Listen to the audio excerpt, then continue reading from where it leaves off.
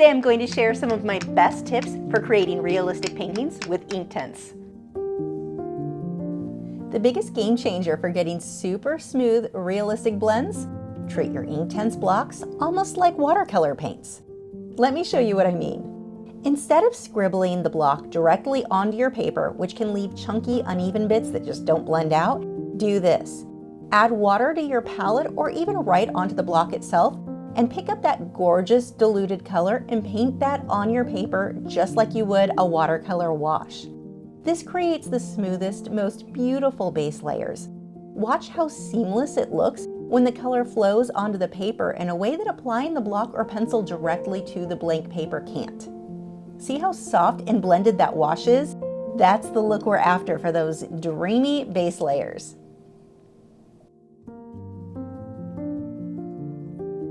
Quick Inktense 101 for anyone new here. These are water-soluble ink, not traditional watercolor. Once dry, the color is permanent. No lifting, no going back.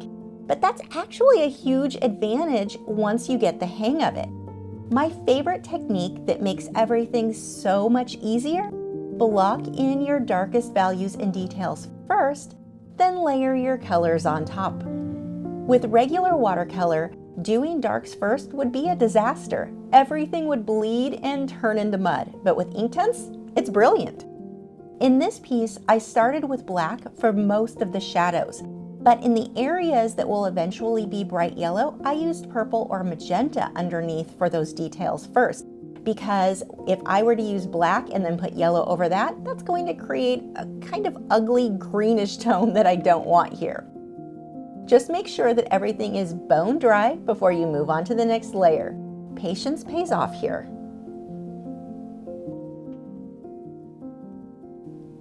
Now for the fun part, layering color.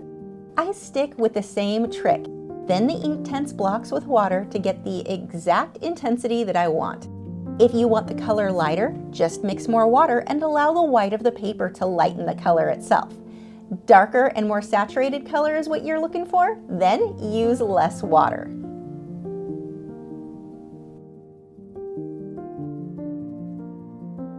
Are you enjoying this lesson? Do you want to follow along in real time, brushstroke by brushstroke? Head over to patreon.com/Lachri, where for as little as $6 a month, you get access to this and over 400 of my other long-form lessons. That's a lot of lessons for not a lot of dollars. Let me help you take your work to the next level. My absolute favorite way to work with Inktense? Combining blocks and pencils together. You honestly don't need a massive set of either. If you're on a budget, I would suggest getting a smaller set of 12 or even 24 pencils and 12 or 24 blocks rather than a huge set of just one or the other. These colors mix beautifully to create unlimited colors, so you aren't going to feel limited when you're working with a smaller set.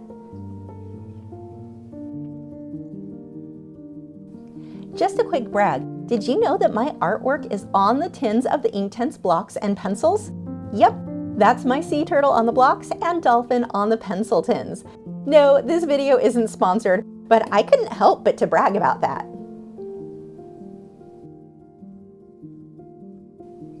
With my base layers painted in with the blocks, I now use the pencils to shade in the details. You can blend the pencil marks with a damp brush, but heads up, the color is intense. When you add water, it can spread a lot further than you expected. So go slow, use a little water at a time, and you'll get that perfect control. Don't forget, if you want to follow this lesson in real time, brushstroke by brushstroke, head over to patreon.com/Lachri, where you get this and over 400 other long-form lessons for just $6 a month.